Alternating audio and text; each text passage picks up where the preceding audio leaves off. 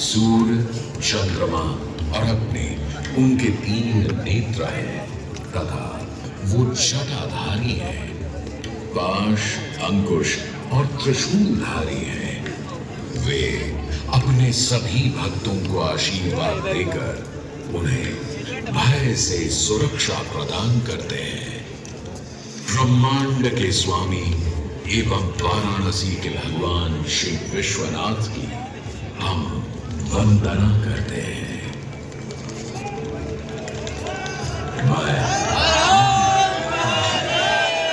वही काशी जो स्वयं भगवान शिव के त्रिशूल पर विद्यमान है। सृष्टि के प्रारंभ में महादेव ने जब पृथ्वी पर अपनी दृष्टि डाली तो उन्हें एक भाग चमकता हुआ प्रतीत हुआ। उसी भाग को भगवान शिव ने काशी का नाम दिया।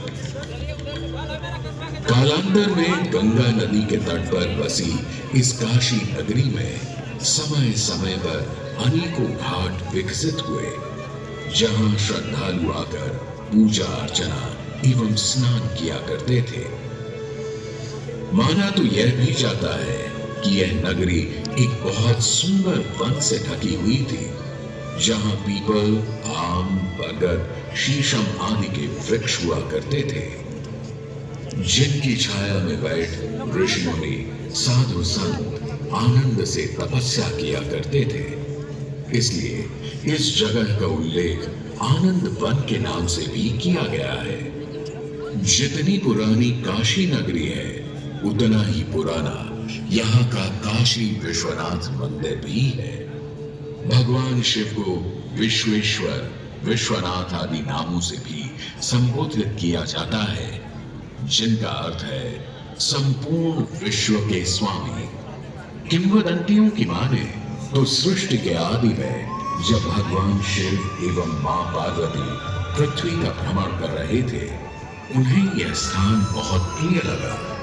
तब मां पार्वती को यहाँ कुछ समय रुकने की इच्छा हुई, तो भगवान शिव अपने लिंग रूप में यहीं स्थापित हो गए। तभी से 12 ज्योतिर्लिंगों में इस मंदिर को विश्वेश्वर मंदिर के नाम से भी जाना जाने लगा, जहां भगवान शिव और माता पार्वती सदैव वास करते हैं। सदियों से इस पवित्र नगरी ने अनेक ऋषि मुनियों, तपस्वियों, धर्म गुरुओं आदि को अपनी ओर आकर्षित किया है। आदि शंकराचार्य एवं मंडन मिश्र ने इसी मंदिर के प्रांगण में बहुत समय व्यतीत किया। समय बदला, दौर बदला। भारत के स्वर्णिम काल पर विदेशी आक्रांताओं की नजर पड़ी, जिसे वे लूटने एवं सनातन संस्कृति को नष्ट करने के उद्देश्य से यहाँ आए। जब प्रथम बार गौरी ने आक्रमण किया, तब पृथ्वीराज चौहान ने उसे बुरी तरह पराजित किया था। अंत में उसने क्षमा मांगी और वचन दिया कि ऐसी गलती दोबारा कभी नहीं होगी। अतः पृथ्वीराज चौहान ने उसे छोड़ दिया। संभवतः यह एक दुर्भाग्यपूर्ण निर्णय था, क्योंकि अंततः गौरी ने पृथ्वीराज चौहान को धोखे से हराया। तत्पश्चात उनके साथ बहुत बुरा व्यवहार किया तथा उनकी दोनों आंखें भी निकाल दी। पृथ्वीराज की मृत्यु के उपरांत हिंदुओं का मनोबल कमजोर पड़ गया, जिसके परिणाम स्वरूप आतताइयों ने अन्य मंदिरों के साथ साथ विश्वनाथ मंदिर को भी क्षति पहुंचाई। यह ऐसा काला दौर था जिसके स्मरण करने मात्र से आंखें नम पड़ जाती हैं। परंतु समय सदा एक सा नहीं रहता और दुख के ये बादल भी सुख में बदलने वाले थे। एक धार्मिक सम्मेलन में राजा टोडरमल की भेंट नारायण भट्ट से हुई। नारायण भट्ट एक बहुत धनी व्यक्ति थे। दोनों ही धार्मिक इंसान थे और नित्य प्रति भगवान की पूजा अर्चना करना अपना परम कर्तव्य समझते थे। दोनों ने काशी विश्वनाथ के इस पावन मंदिर का जीर्णोद्धार करवाया और वीरान पड़े खंडहरों में एक नई जान डाल दी। 16वीं सदी में संत तुलसीदास ने यहाँ रामचरितमानस की चौपाइयों को पढ़ा था तथा संत एकनाथ ने भी यहीं पर वारकरी संप्रदाय का महान ग्रंथ श्री एकनाथी भागवत लिखकर पूरा किया था। लगभग 17वीं शताब्दी के मध्य में मराठा शासक मल्हार राव होलकर ने काशी विश्वनाथ मंदिर के पुनर्निर्माण की योजना बनाई।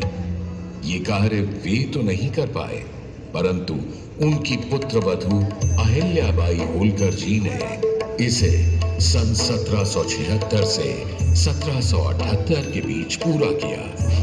वर्तमान काशी विश्वनाथ मंदिर निर्माण का श्रेय अहिल्याबाई होलकर जी को ही जाता है। इनके अलावा महाराजा रणजीत सिंह ने 1000 किलो शुद्ध सोने से निर्मित छत्र को इस मंदिर पर लगवाया। जहां ग्वालियर की महारानी बैजाबाई ने ज्ञानवापी का मंडप बनवाया, तो वहीं नेपाल के महाराजा ने यहाँ नंदी की प्रतिमा स्थापित करवाई। सनातन संस्कृति को सुरक्षित रखने के लिए जिससे जो बन सका उसने वैसा किया और वर्तमान में भी यह क्रम देखने को मिल रहा है। सन 2022 में भारत के प्रधानमंत्री नरेंद्र मोदी ने काशी विश्वनाथ मंदिर का जीर्णोद्धार एवं सौंदर्यीकरण करवा इसके स्वर्णिम काल को फिर से एक बार जीवंत करने का प्रयास किया।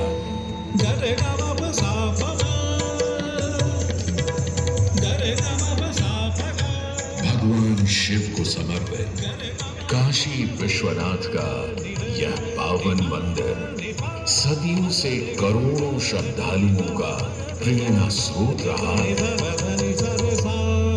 और सदैव के लिए रहेगा।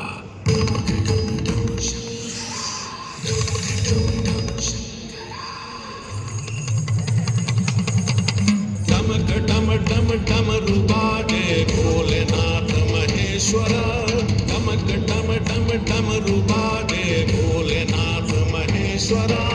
त्रिगुणि धनुष कमान साध त्रिनेत्र बाण को शंकरा, त्रिगुणि धनुष कमान साध त्रिनेत्र बाण को शंकरा।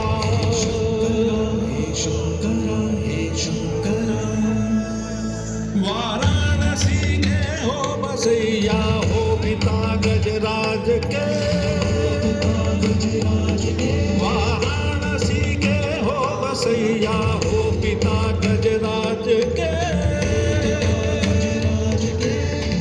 सजे माँ पार्वती के मांग में सिंदूर से, सजे माँ पार्वती के मांग में सिंदूर से।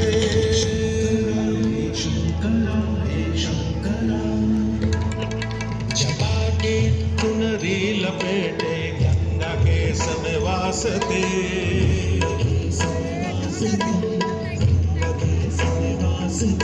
जटा की चुनरी लपेटे गंगा के समय वास्ते। चंद्रमा की रजत कांति शीश सुमन प्रकाशते, चंद्रमा की रजत कांति शीश सुमन प्रकाशते। एक नयन हिंदू सीमंत है, सूर्य की ताप है। एक नयन जब खुल जाए तो जग में करे विनाश है।